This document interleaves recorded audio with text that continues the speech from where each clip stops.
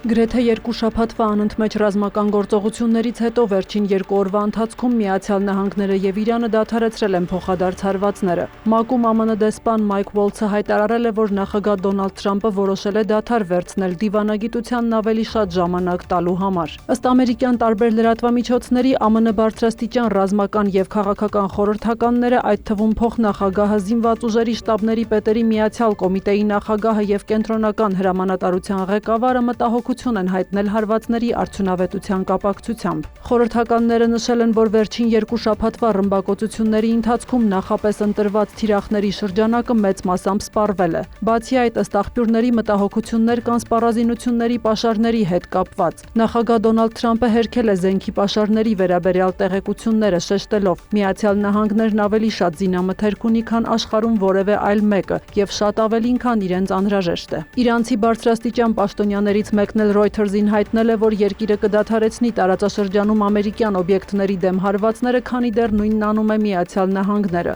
Նրա խոսքով Թեհրանի դիրքորոշումը նույնն է՝ հարձակում հարձակման դիմաց։ Եթե հարվածները դադարեն, Իրանն էլ կկասեցնի իր գործողությունները։ Այդ ուղերձը փոխանցվել է Միացյալ Նահանգներին, նշել է պաշտոնյան, հավելելով. Թեհրանը մեծ հույսեր չունի, թե հարվածները դադարեցնելու Թրամփի որոշումը լուրջ փոփոխություն կմտցնի ԱՄՆ բանակցային դիրքորոշման մեջ։ Իր հերթին Իրանի արտգործնախարարության խոսնակ Էսմայիլ Բաղային հայտարարել է, որ միջնորդ երկրների, այդ թվում Պակիստանի, Օմանի եւ Կատարի միջոցով ԱՄՆ-ի հետ հաղորդագրությունների փոխանակումը շարունակվում է։ Նրա խոսքով տարածաշրջանում կայուն խաղաղության հասնելը հեշտ չի լինի, քանի որ միշտ կան ուժեր, որոնք ձգտում են պատերազմի։ Վերջին 2 շաբաթվա ընթացքում ԱՄՆ-ն ամեն գիշեր հարվածներ էր հասցնում Իրանին, նշելով, որ դա պատասխանն է Հորմուզի նեղուցում նավագնացության վրա իրանական գրոհների։ Թեհրանն էլ պատասխան հարվածներ էր հասցնում հարևան երկրներում ամերիկյան թիրախներին։ Այս փոխադարձ հարձակումների պատճառով խախտվել է հունիսին կնքված փոխըմբռնման հուշագիրը, որով ժամանակավոր հրադադար էր հաստատվել։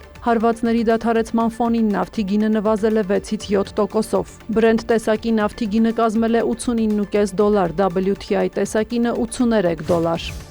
Թեհրանը Կիևին մեղադրել է Կասպից ծովում իրանական նավի հարվածելու համար, որի հետևանքով մեկ նավաստի զոհվել է, մի քանիսը վիրավորվել։ Միջադեպը տեղի է ունեցել հուլիսի 25-ին։ Իրանցի պաշտոնյաները հայտնել են, որ երկաթով բեռնված նավը Ռուսաստանի Աստրախան քաղաքից ուղևորվում էր իրանական Անզալի։ Իրանի արտգործնախարարությունը խստորեն դատապարտել է հարձակումը եւ կանչել Ուկրաինայի գործերի ժամանակավոր հավատարմատարին։ Գերատեսչությունն այս միջադեպը որակել է որպես թշնամական եւ հանցավոր գործողություն, որը սպառնալիք է ներկայացնում նաև Կասպից ծովի բոլոր ափամերձ պետությունների անվտանգության համար։ Իրանի ԱԳՆ-ն շեշտել է, սա արտացոլում է Ուկրաինայի թշնամական վերաբերմունքը Թեհրանի նկատմամբ։ Արտգործնախարար Աբբաս Արաղչին իր հերթին հայտարարել է, հարձակումը կատարվել է Իսրայելի հրահանգով Եվրոպան իր պատերազմի մեջ ներքաշելու համար։ Արաղչին նշել է, որ զրուցել է ԵՄ դիվանագիտության ղեկավար Կայա Կալասի եւ Ռուսաստանի արտգործնախարար Սերգեյ Լավրովի հետ եւ հայտնել նրանց, որ Կիևի գործողությունը չի կարող անպատասխան մնալ։ Ավելի վաղ Ուկրաինայի նախագահ Վոլոդիմիր Զելենսկին մեկնաբանելով զինվորականների վերջին հարվածները հիշատակել էր նաև, որ խոցվել են նավեր, որոնք զբաղվում էին Իրանից ռազմական բեռների փոխադրմամբ։ Մոսկվան եւ Կիևը շարունակում են փոխադարձ հարվածները։ Գիշերը Ռուսաստանն Ուկրաինայի ուղղությամբ արձակել է շուրջ 150 անօդաչու թռչող սարք, որոնց մեծ մասը խոցվել է։ Արձանագրվել են հարվածներ Զապորոժիեում, որտեղ 1 մարդ է զոհվել, 2-ը վիրավորվել։ Իզյումում ռուսական հարվածներից կա 3 վիրավոր։ Ռուսաստանն էլ հայտնել է գիշերն ուկրաինական 276 ԱԹՍ խոցելու մասին։ Ռոստովի մարզում 2 մարդ զոհվել է, 5-ը վիրավորվել։ Բելգորոդում վնասվել է մի քանի բնակելի շենք, 12 մարդ վիրավորվել է։ Միևնույն ժամանակ Ուդմուրտիայի ղեկավարը հայտարարել է Կիևի կողմից վերջին շրջանում հանրապետության դեմ ամենազանգվածային հարձակման մասին։ Տուժածներ չկան։ Հակամարտության լուծման առնչությամբ Կրեմլի խոսնակը հայտնել է, որ Ռուսաստանը շարունակում է երկխոսությունն ամերիկացի միջնորդների հետ։ Դմիտրի Պեսկովի խոսքով հնարավոր առաջարկներին Մոսկվայի արձագանքը կախված կլինի նրանից, թե որքանով դրանք կհամապատասխանեն Ռուսաստանի շահերին։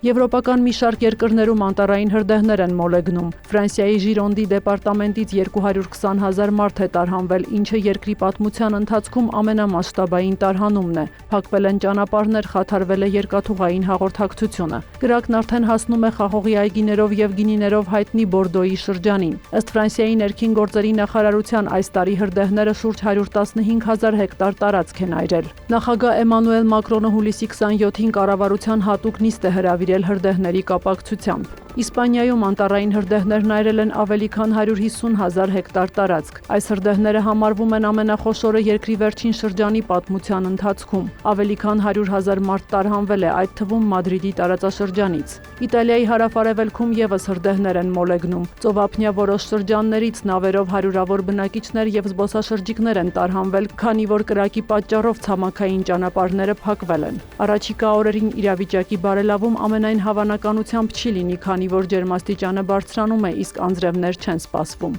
Սյուզաննա Չրաղյան, լուրեր։